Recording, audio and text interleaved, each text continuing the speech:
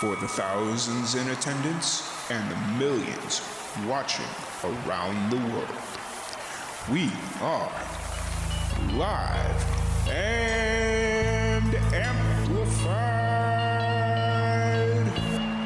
So let's get ready to podcast. Fire it up.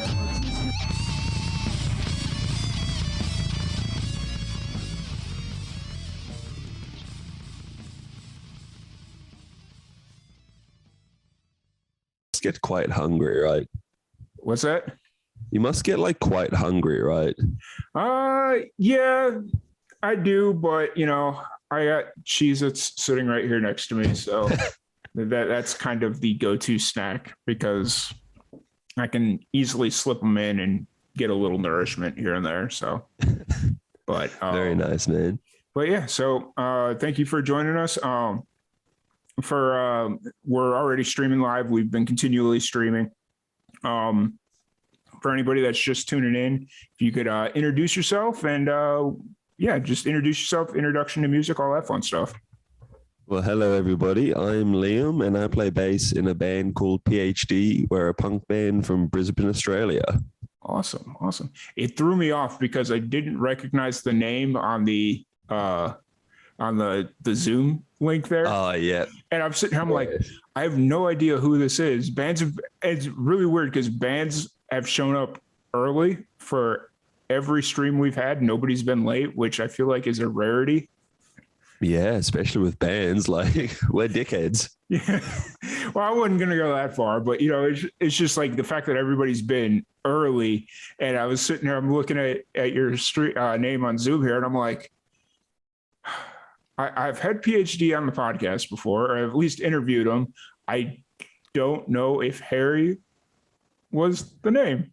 And so, yeah. No, I don't have a laptop with a webcam, so I steal my housemates. And so, yes, I'm Harry for today. Gotcha. That's funny. That's way funny because, yeah. But anyways, so appreciate you joining us. You know, all day we've been raising funds for pancreatic cancer research and awareness.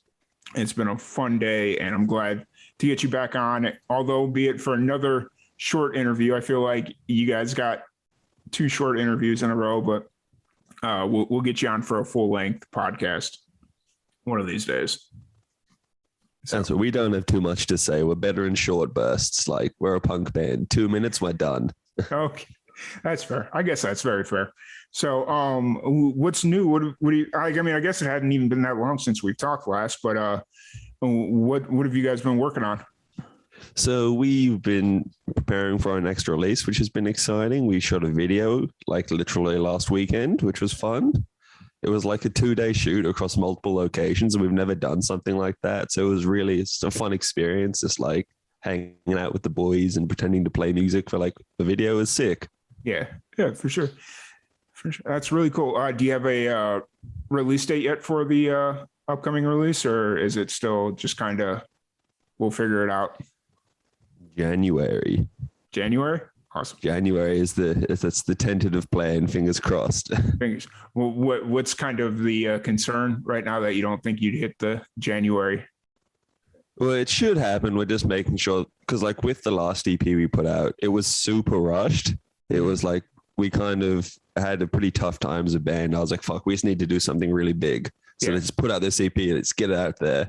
Yeah. And so like a week before it dropped, I was like emailing people trying to do interviews and get it on Spotify. And like even the recording tracks, we didn't have them recorded until like, I think we got the masters back like one day before the final cutoff to get the EP submitted.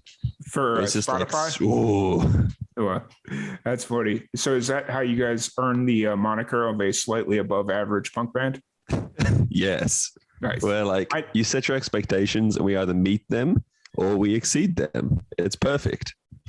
I will never forget the first interview we did, and I brought that up. That it was just one of the best moments on an interview because it's funny. So anyways, no, that's really cool. You guys got new stuff going on, and I'm really excited to listen to all of it. I've been listening to your music since we've had you on I guess technically it was a radio interview. Semantics, I guess, who knows?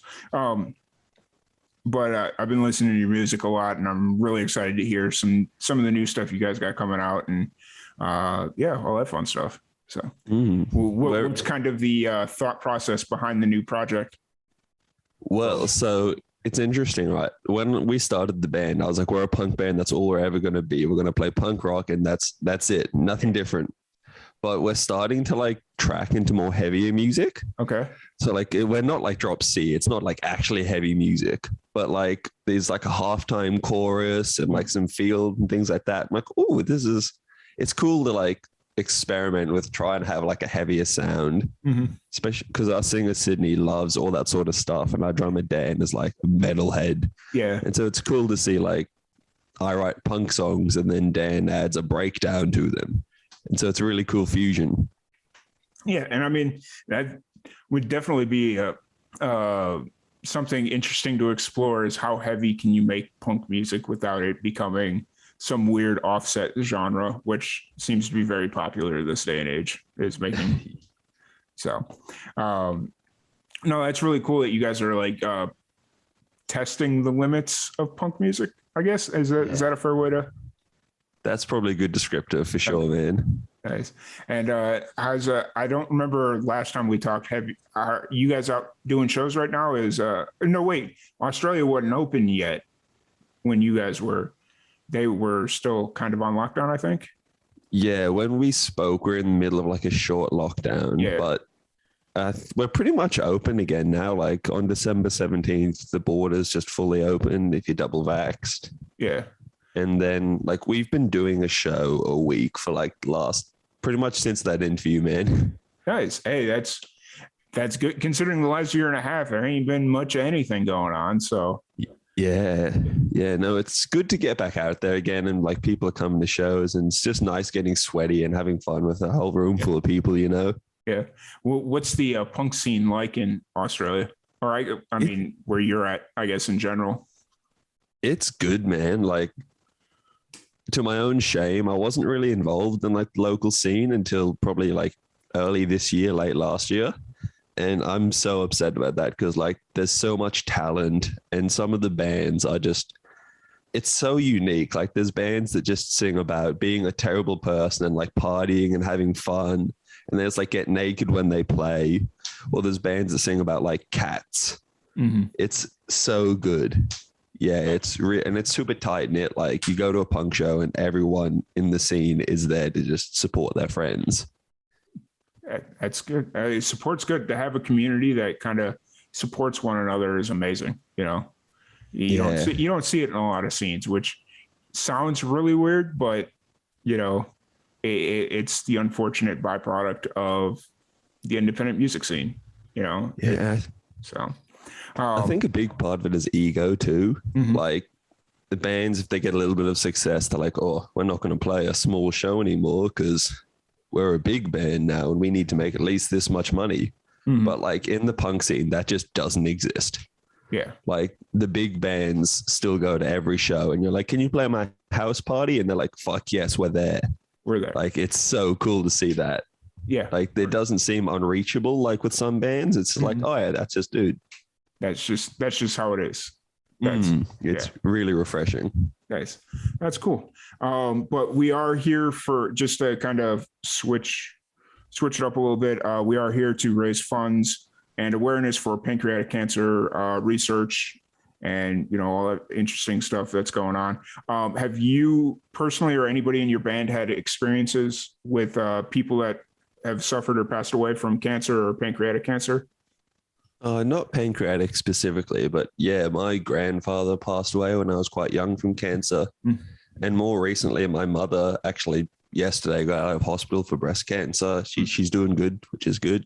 That's good. But yeah, like we've had some close experiences with it for sure. Yeah. It's then you know exactly how bad it can get. And like, especially since your grandfather, how old were you when your grandfather passed away? I was 9. Okay. So you were still pretty young and didn't fully understand what was going on. Yeah. Yeah. Gotcha. Even as an adult, because like I said, my mother earlier this year was diagnosed with breast cancer. And like she literally had surgery yesterday, which is she's cancer free now, which is good. Yeah. Very good. Very good.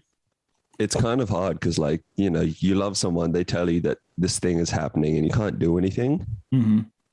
Like, they're just like, oh, I have this terrible disease.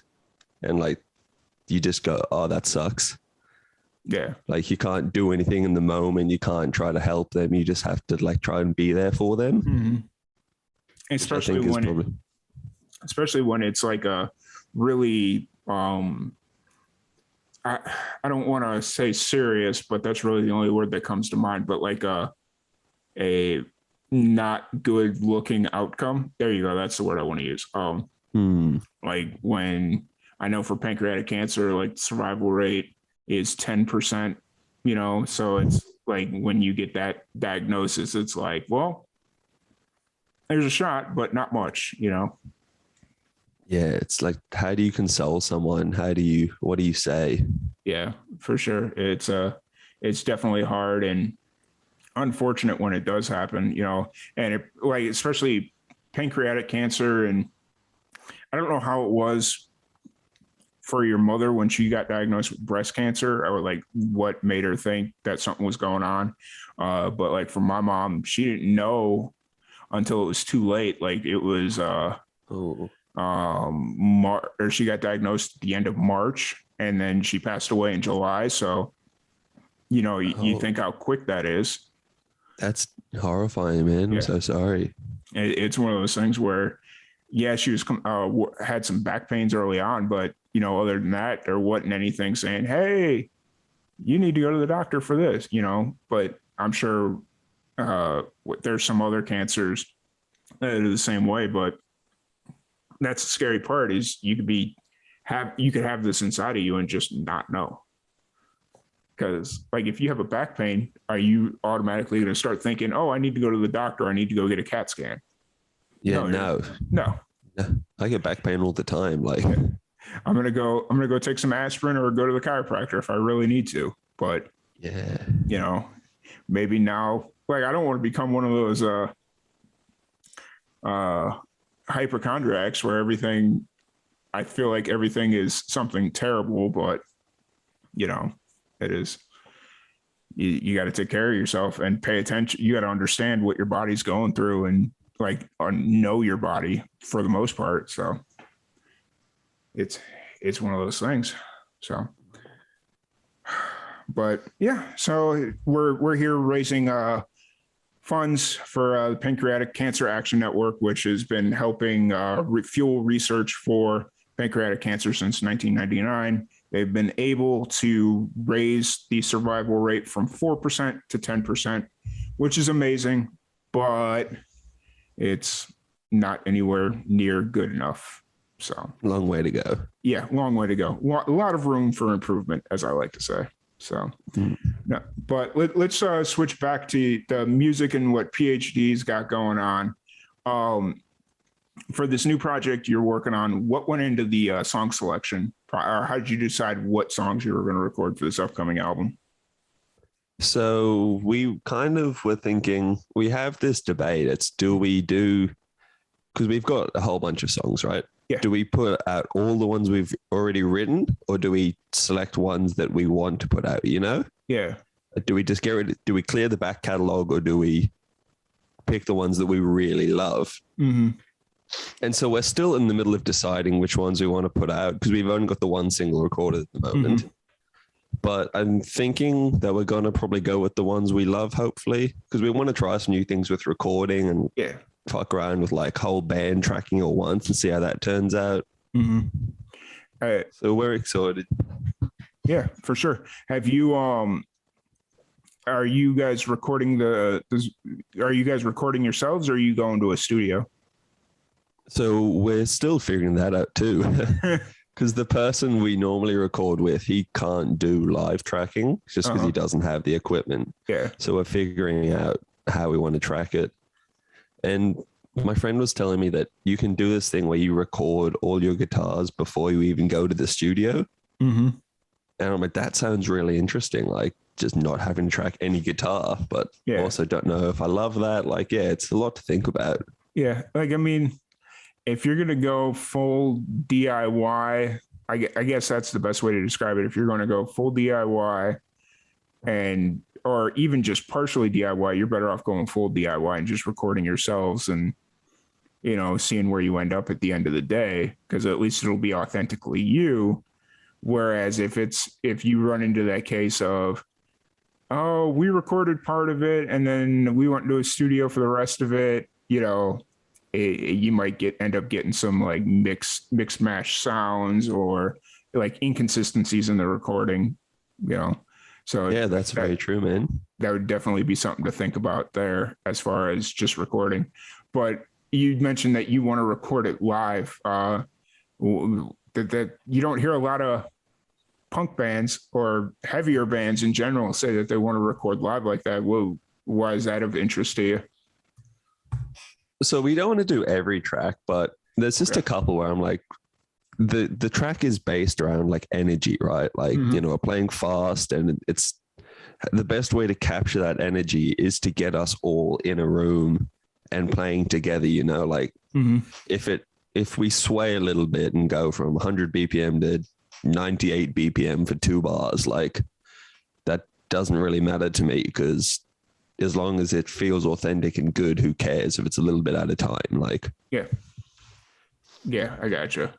Like, it's punk rock. It's meant to be relatable and like saying something, and to be slightly imperfect. Yeah, like you can quantize it and pull it into time, but like if you can't play it, you shouldn't be able to record it, Yeah, for sure. I've said that for a long time. If you if you can't play it live, then you're not ready to record it, because it's not tight enough. Exactly, man. Or you're not tight enough, however you want to look at it. But so do you play anything? I do not. No, I wish.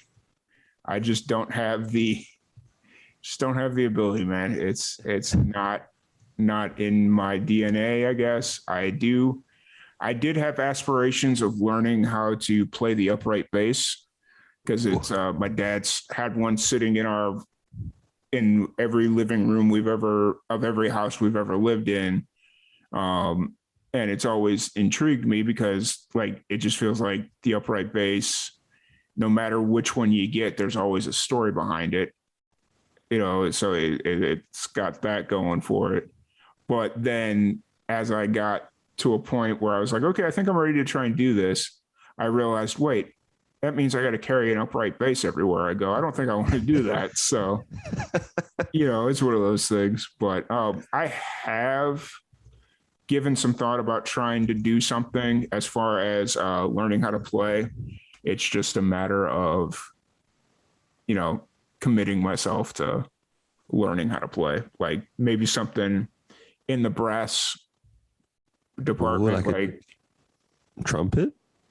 I did play the cornet in 4th grade for about 2 months. And then my mom was like, you're not practicing, so I'm not paying for this. So I'm like, all right, whatever.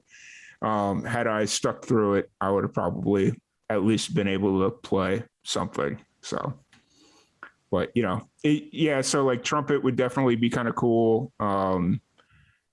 I've always kind of liked sax players, like just watching sax players do their thing. It's like, dude, that's really cool.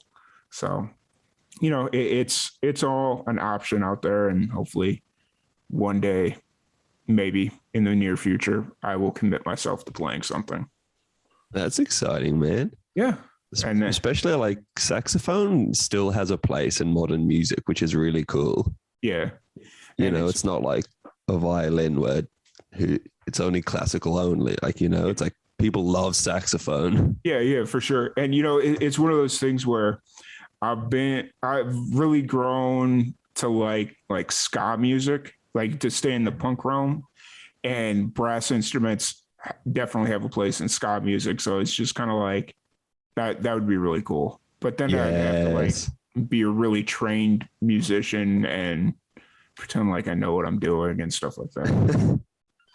But, the real question is, can you skank though? How is your skanking?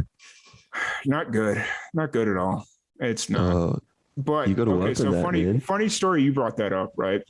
When I was in like elementary school, there's one kid that I'd been friends with for forever.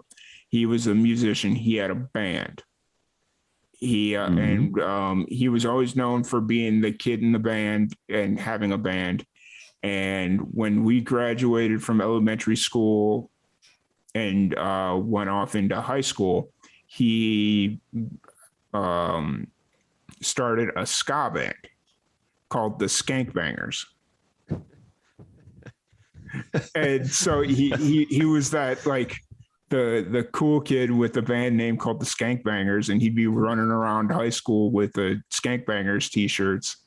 And the teachers are like, well, we really shouldn't let you wear that, but that is kind of funny. So that's beautiful. That's also like the late 90s when things were still kind of okay to get away with in that department. So, very different time. That was my first introduction into like outside the normal rock music and stuff like that. He played a song and I was like, oh, that's cool. Who's your, and he was like, oh, if you like what I played, listen to these. And it was, I don't remember who he sent me, but it was a couple of different ska bands from back in the day. And I'm like, cool. I enjoy this. That's awesome. Yeah. But ska definitely gets a bad rap, I feel. Yeah. Well, it comes in and out. I feel like there's, because they have the seventh wave, like all the different waves of ska music. Everybody's like, oh, you're just a bunch of pretentious assholes that have to like redefine what ska music is. So it's just like, yeah. Very true. Very true. It's just one of those things where it's like, I'm not going to sit here and have this in-depth argument with you. So it is what it is. But anyways, so every interview that we've done today, we have a random question generator. Oh no. You've had the same reaction as just about everybody else. Oh, that's a lame ass question. Sorry. I'm kind of. All right. Now these questions are starting to get a little lame, but. Oh no. Okay. Yeah, that's a good one. All right. So if you are ready, I will ask you your random question generated by the Party Question app. All right, fire away. Let me sit up. How many times have you witnessed something supernatural or unexplainable? And what was one story? All right, okay. When I was like really little, right? I would have been like 6 or 7. I swear, I was asleep in bed and I had these like, do you remember like the bananas from that, like the bananas in pajamas? Yeah. Remember that show? Yeah. I had one of those, right? Like it like sat on my like bed frame above me when I slept. Yeah. And I dead set swear one night I woke up and my vision was like all seeing double. And I swears it, I saw one of them split into 2 and I woke up and there was 2. I swear, man, my banana in pajamas doubled. Well, wasn't there 2 of them to begin with? But I only had one. Oh, okay. It was like a little toy and it split into 2. And I swear to this day that something freaky was going on there, man. Yeah. Okay. That's fair. I haven't heard the name Banana in Pajamas in a really long time. So that in and of itself is weird and strange. So showing my age there. No, because I'm probably a little bit older than you. I'm 34, so. There you go. I am 23. Okay. All right. Yeah. So I'm a little bit older than you, but it's yeah. I remember not watching the show, but that was something my sister was really into because she's like 30, 31, something like that. So, but yeah, awesome. So kind of moving forward, what do you guys got on the books for the rest of the year? Obviously year's almost over, but so we have We have 3 more gigs this year lined up, and then we're going to just chill for a bit because we're all pretty tired. Yeah. And we all work retail. So, it's going to arc up as it gets harder and harder. And then the plan is to take pretty much the second half of December, just chill, think about the EP a little bit, get some prep for that, and then kick it off hard with the new song in January and hopefully do some big things next year. Awesome. Well, big things coming soon. That's the way we like to promote it. Big things coming Local soon. band. So awesome. Well, once again, thank you so much for jumping on here. Really appreciate it. Anybody that's listening, if you want to donate to the cause of helping fund research for pancreatic cancer, you can do so. In the comment section or the description, there are 2 links that you can donate to. Or if you happen to be just perusing any of our social medias, I'm sure you'll be able to find a donation location. Wow, that kind of rhymed. You'll be able to find a location to donate if you so choose. Anything you can do would help. Even if you could share everything we got going on, that would be absolutely amazing. But once again, Liam, thank you so much for jumping on. Really appreciate it. And we will let me know when you guys are ready to start promoting the next thing. And I'd love to have you on, and we'll give you the full treatment of a full podcast. So no, thank you, man. This has been a blast. Awesome. Well, once again, thank you so much, and we will talk to you later. See you, man. Have a good day. Yep, you too. All right. Nope, do not report. All right, y'all. We've got a couple minutes before we'll let Greg Hoy in. I see him sitting in the queue, so we will be back here in a few minutes. I got to go refill the old water deal, the water cup, because I'm getting a little parched. And I also got to send out an email real quick. But anyways, so like I'd mentioned, if you guys are able to support, able to donate, anything you're able to do, please do so in the donation or in the comment section, comment thread, or description. There is the PanCan site or donation link, whatever you want to call it. But yeah, we'll be back in about 2-3 minutes.